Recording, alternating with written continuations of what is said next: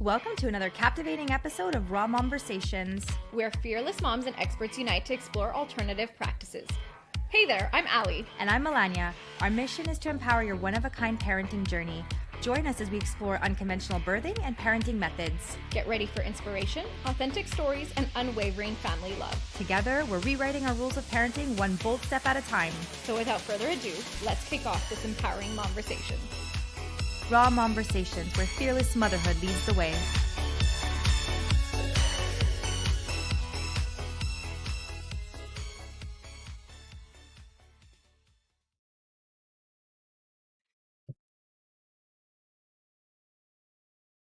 And we are live. Can I break out into song? Jingle bells, and jingle bell rock. Okay, no. I need to read you something. Okay. This is from the Daily Mail. It's an article that just came out. It says, playing Christmas music too early can be bad for your health. Experts say jolly jingles trigger stress over pressure to buy, spend, and be happy. That is lies. That is truth. No, that is lies. I've literally just saw, who's Daily Mail anyways? Don't they always have well bad stories anyways? It must be true. No, I swear. I've seen that it says that if you listen to Christmas music earlier, those people are like, I don't even know the percentage amount happier people in life. Well, it says playing Christmas music early is a reminder of your holiday obligations, such as hosting parties, buying presents. Employees at stores who hear the carols on repeat become irritated due to the mere exposure effect. At first, people gradually like a song more and more until they've crashed from hearing it too often. And one study found that when you hear Christmas songs along with Christmas scents in retail stores, you're more likely to spend more money. We have opposing views on this. I mean, well, why don't we set the stage what this episode is, and then I'm going to acknowledge why I'm proud of you this year. Well, this is our last episode of season 1. Wow. Crazy. We did it. We did it. I can't believe it. This felt like something we talked about at the kitchen table a few weeks ago. I know. And now here we are. We labored in September. Right? September 7th was our first episode. This is a milestone. This is like when you put a baby on the mat with the months. Yeah. This is season 1 done. Mm-hmm. It was a pretty great season. We did osteo, pelvic floor, postpartum depression.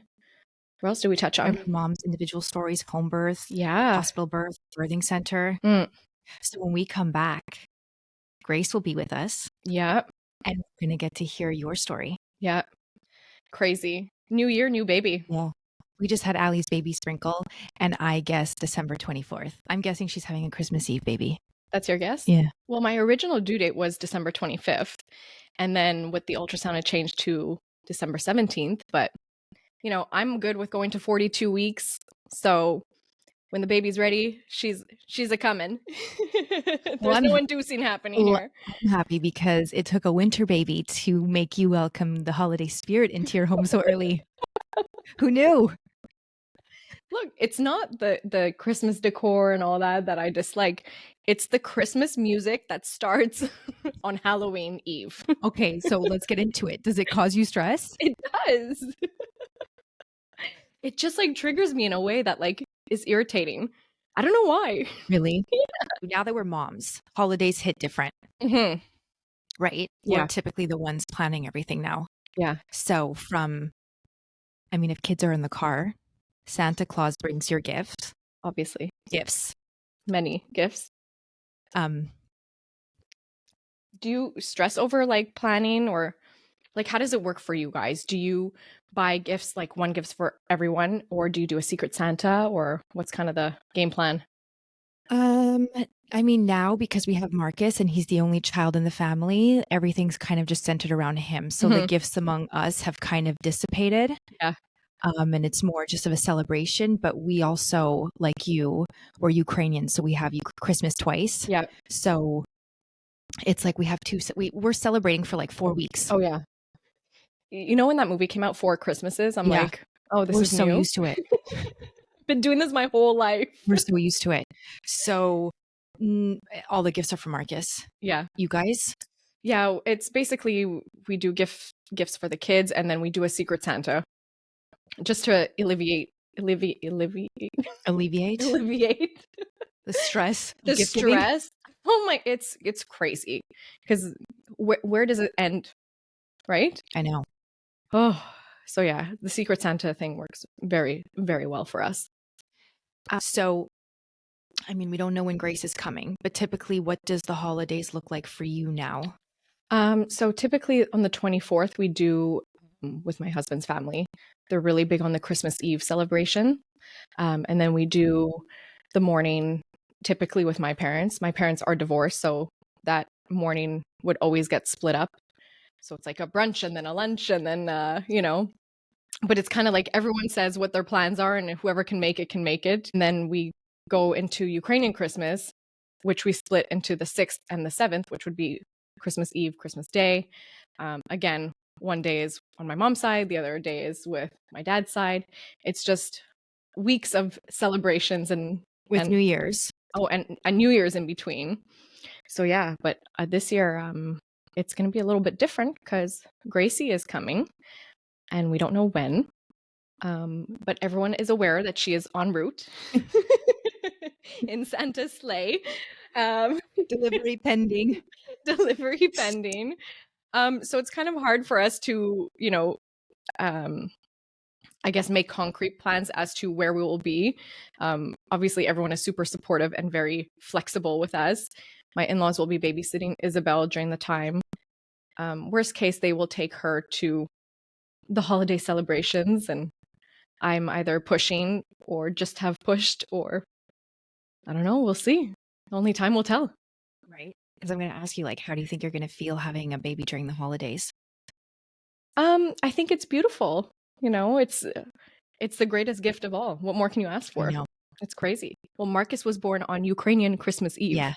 So, Merry Christmas. Right? That's why I'm guessing yours is English Christmas Eve. Why. Let's make it a double duo over here. You just want me part of your club. Yeah. So you know what it's like when everyone else is celebrating, but it's also your child's birthday? But you do a very good job at like separating the two. Like you make your living room the Christmas room and then the dining room like the birthday room. Yeah. Yeah.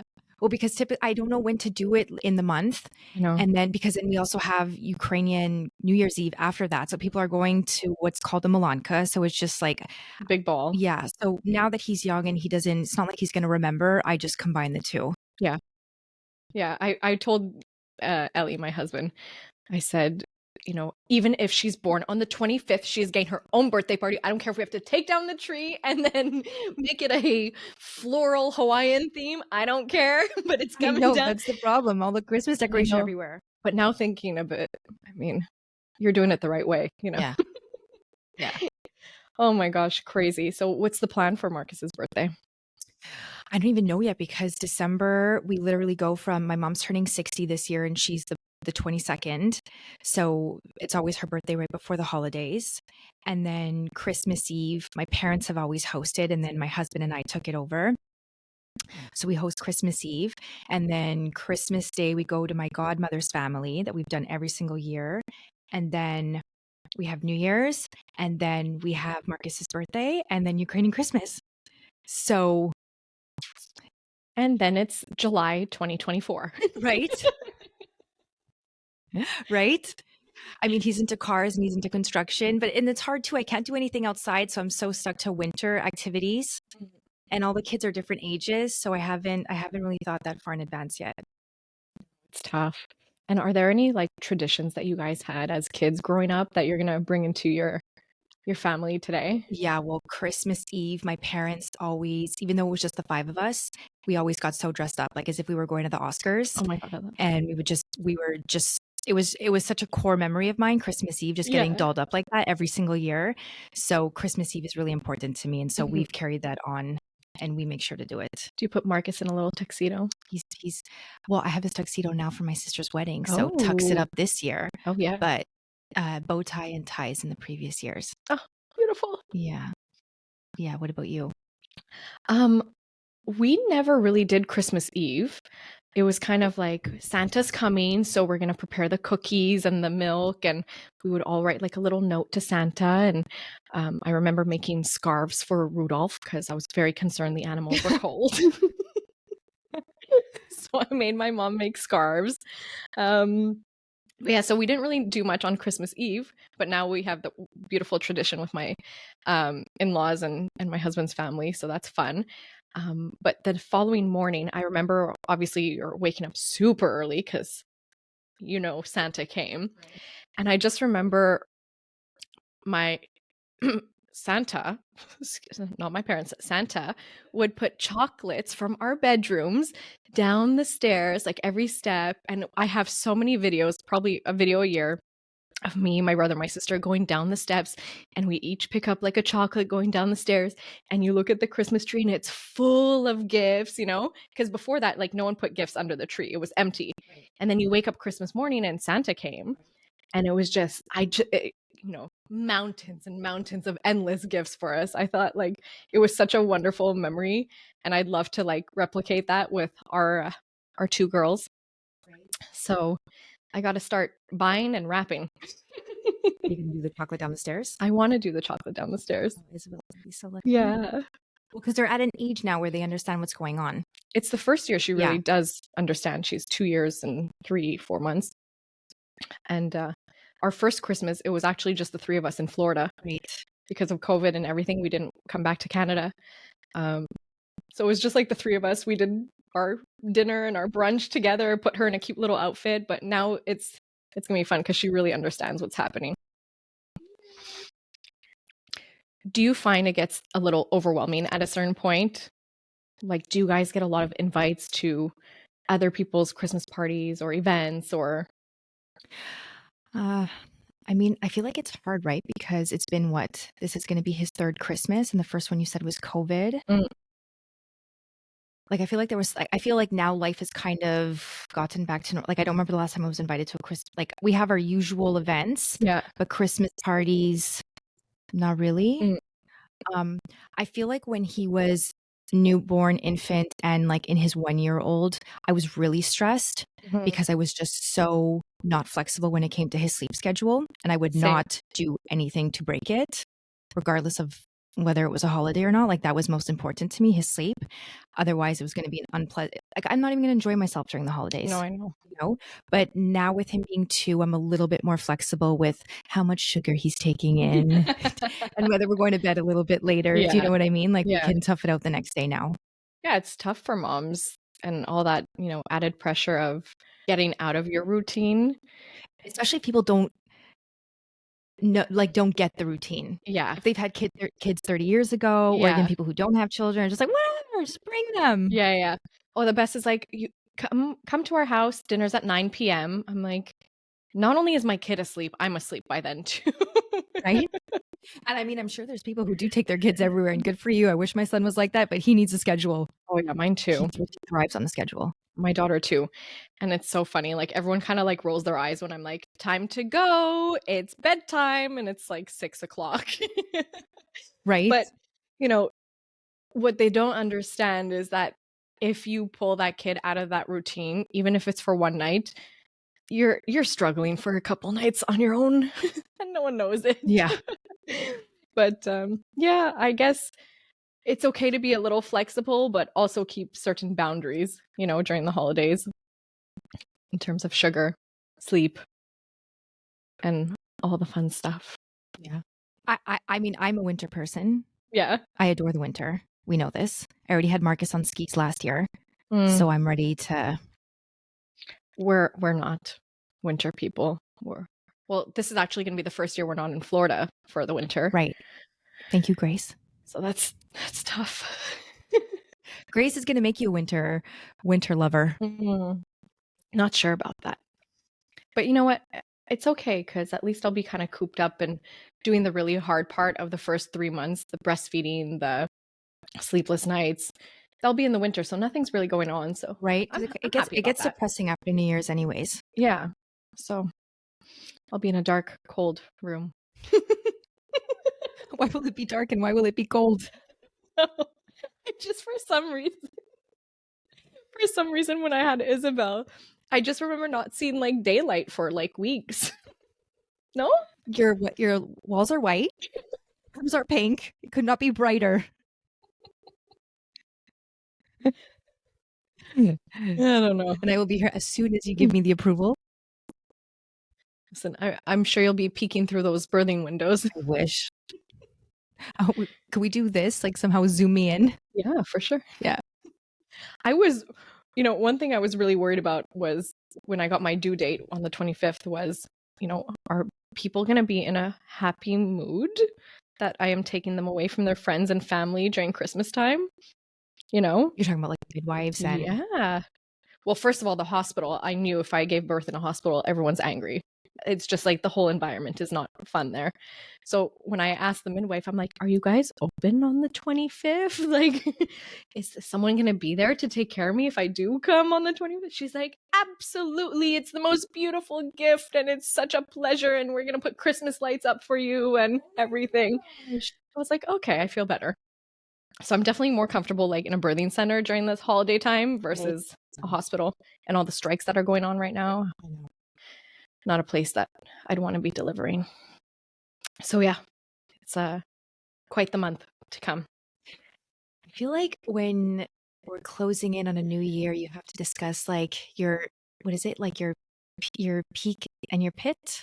Is it your peak? Is that what it's called? I guess. You like your high and your low. The highs of this year was starting our podcast, having Baby Grace. Baby Grace. It was a great year. I have nothing negative to really say about it, to be honest. You? First of all, I can't even believe that the whole year's gone by. I know. I mean, definitely doing this with you. I mean, you and I are both, we have the most intense conversations when we get into these topics. We do. You know what I mean? So this was taking me out of my comfort zone was a challenge. And getting over the negative talk of being able to accomplish this with you, I think was like the hard part. Yeah. But like seeing the women reach out to us who've been impacted by this. Yeah. And that we're hopefully bringing positivity into some people's lives is high. Yeah, big time. We've gotten so many beautiful messages. I know. Like some of them I read and I'm like, oh my God, I'm tearing up, and then, we just filmed an episode with Leanne that was so emotional and so raw and beautiful. Yeah. No, and she literally just had the nicest things to say about her relationship with you. It's, this podcast has really been like a beautiful gift, You had 2 babies this year. I had 2 babies this year. Yeah. Crazy. So with no pun intended, do you want to wrap up? Yeah. Wrap it up. Wrap up season 1 with a nice bow. Yeah. Thank you, everyone who listened. We love you. Keep on listening. If you have any ideas and topics for us you want us to bring into like the new season, which will be starting, I think we'll be rebooting in January? Like mid-January. Yeah. We have a few episodes recorded for there that are really interesting. But yeah, if you have any ideas or topics you want us to go over, hit us up. With the Christmas Carol, the future looks merry and bright. Listen, I'm not the one to ask about Christmas carols, you know that. Can we dissolve this podcast into Christmas music? Is that allowed? No, it's not December yet, officially. Wrap it up, girl. Well, this was another real and raw conversation. Like and subscribe. We've been so hesitant to say that. I know, right? But guys, truthfully, the more you like and subscribe and give us a thumbs up and a 5-star, it helps other moms find our podcast, and we really appreciate it. We appreciate you. And happy holidays, Merry Christmas, and Happy New Year. And we will see you in 2024. Bye-bye.